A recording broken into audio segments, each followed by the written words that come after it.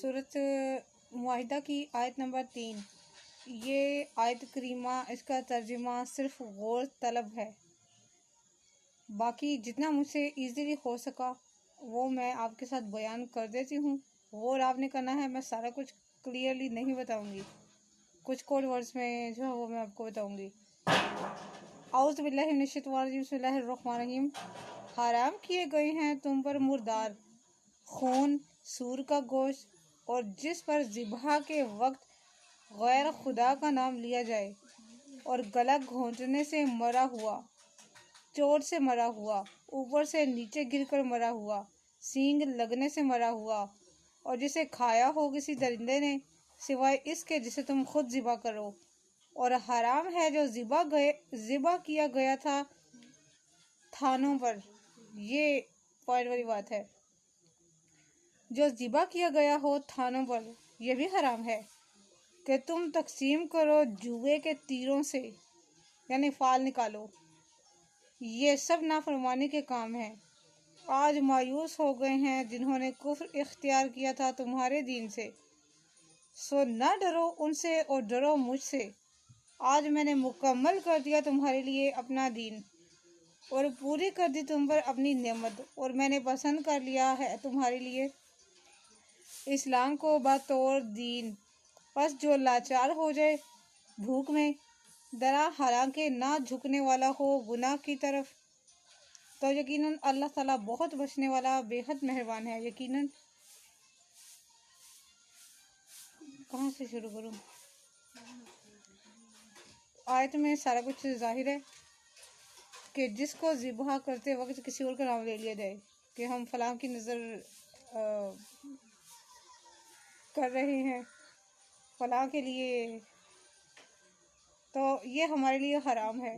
یہ سورۃ نساء کی آیت نمبر 3 ہے، سارا کچھ اس میں کلیئر ہے، لیکن چند ایک احادیث جو میں آپ کے ساتھ بیان کر دیتی ہوں۔ اللہ تعالیٰ نے ہمارے اوپر مردہ گوشت کو کیوں حرام کیا ہے؟ جو کسی طبی موت سے مر جائے، یعنی کہ بیماری کی حالت میں کوئی جانور مر جائے، اس کو ہم لوگ ذبح کرنے کے بعد بھی اس کو کھا نہیں سکتے، کیونکہ اس میں جو اس کی بیماری کا خون تھا وہ جم جاتا ہے، اور خون جمنے سے ظاہرہ اس میں بیماری تھی، تو وہ ہمارے لیے بھی بیماری کا باعث بنے گا۔ اس لیے اللہ تعالیٰ نے ہمارے ہی فائدے کی خاطر اس کو ہمارے لیے حرام قرار دیا ہے۔ کیونکہ اگر ایک جانور لائک کوئی پالتو جانور ہے ہمارا، ہمیں پتہ چلتا ہے کہ وہ بیمار ہے، کچھ مسئلہ ہے اس کو، تو ہم کسی سے اہل علم سے ہم لوگ مسئلہ پوچھ کر اس کو ذبح کر لیتے ہیں۔ تو جب وہ ذبح ہو رہا ہوتا ہے تو اس کا وہ بیماری والا خون جو ہے، جو اس کے مرنے کے بعد جم جاتا ہے، وہ خون اس کا بہہ جاتا ہے مرنے سے، اس کی یعنی کہ طبعی موت مرنے سے پہلے جب ذبح کر لیا تو ذبح کے وقت جو خون بہتا ہے وہ اس جانور کو پاک کر دیتا ہے، یعنی اس کی بیماری کو جو ہے وہ ختم کر دیتا ہے۔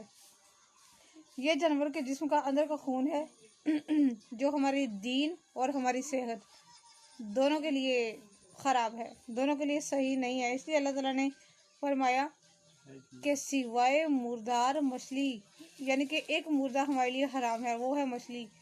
مچھلی ہمارے لیے ہر حال میں حلال قرار دی گئی ہے، اس کا کیونکہ نبی کریم صلی اللہ علیہ وسلم نے فرمایا کہ سمندری پانی کے بارے میں سوال کیا کسی نے، تو آپ علیہ السلام نے فرمایا اس کا پانی پاک ہے اور اس کا مردہ حلال ہے۔ اسی طرح ٹڈی بھی حلال ہے اگرچہ از خود موت مر گئی ہو۔ اس کے جو مکمل ڈیٹیل ہے وہ میں ابھی جلد آپ کے ساتھ بیان کرتی ہوں۔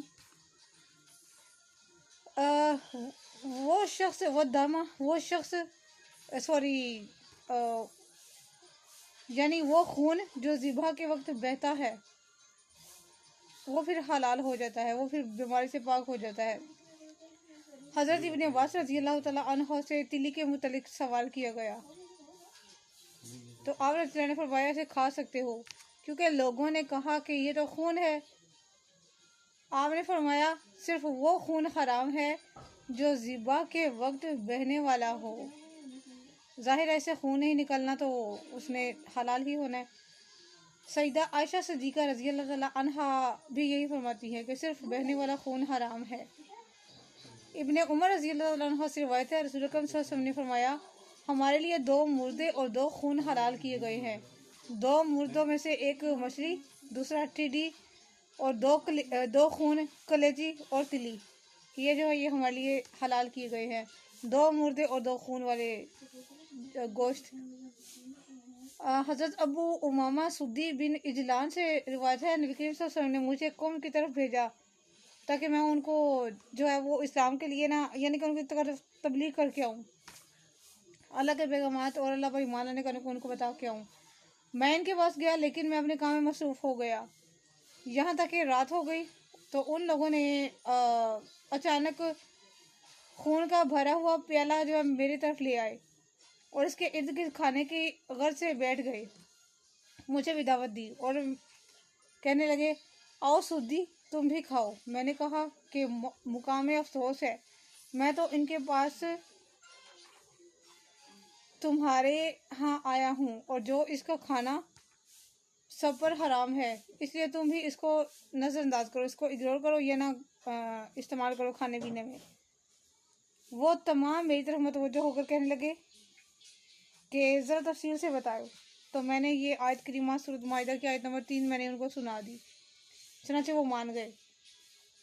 حافظ ابو بکر بن مردویہ رحمۃ اللہ نے بھی اس روایت کو کیا ہے، بیان کیا ہے، لیکن اس میں کچھ الفاظ کا اضافہ ہے کہ میں انہیں اسلام کی تبلیغ کرتا رہا لیکن وہ انکار کرتے رہے اور اسلام نہ لائے۔ ایک دن مجھے سخت پیاس لگی تو میں نے ان سے کہا افسوس ہے تم پر، کم از کم مجھے پانی تو پلا دو۔ ان لوگوں نے مجھے پانی بھی نہ دیا۔ میں نے اس بات کو بھی اگنور کر دیا، آپس میں باتیں کر رہے تھے، کہنے لگے کہ اس کو مرنے دو، اس کو بھوکا پیاسا مرنے دو۔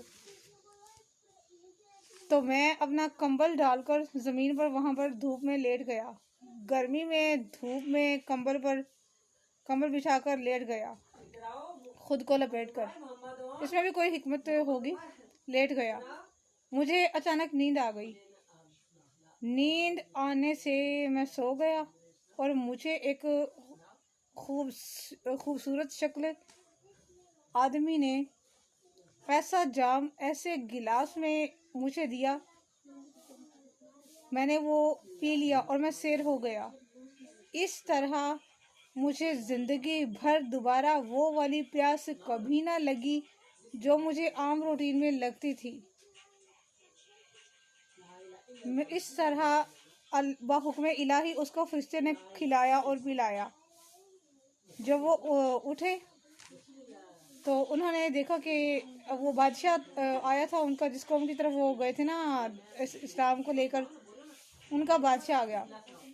تو وہ کہنے لگا کہ یہ تم لوگوں نے بڑا غلط کیا ہے کہ اس بندے کو تم نے کھانے پینے کے لیے کچھ نہیں دیا، یہ بہت غلط ہے، اس کو کھانے پینے کے لیے دو۔ ان کی حضرت کی آنکھ کھلی، انہوں نے دیکھا کہ ان کے پاس بہت کچھ کھانے اور پینے کے لیے لوگ لے کر جمع ہوئے ہیں۔ ان کو کھانے پینے کے لیے کہا لیکن انہوں نے یہ کہہ کر انکار کر دیا کہ میں تو الحمدللہ کھا پی کر سیر ہو چکا ہوں، یقین نہیں آتا تو میرا پیٹ دیکھ لو، مجھے میرے رب نے کھلا پلا دیا ہے۔ چنانچہ یہ چیز دیکھ کر انہوں نے اسلام قبول کر لیا۔ سبحان اللہ، کیا بات ہے، کتنے اعلیٰ ظرف ہمارے بزرگ تھے، اس طرح کر کے انہوں نے اسلام کو پھیلایا۔ یہ تھی میری آج کی ویڈیو، صدقہ جاریہ کی نیت سے شیئر کیجیے گا، باقی یہاں انشاءاللہ کروں گی۔ یہ غیر معبودوں پر جو ذبح کرتے ہیں یہ حرام ہے، برائے مہربانی صدقہ جاریہ کی نیت سے شیئر کیجیے گا۔ جزاک اللہ خیر۔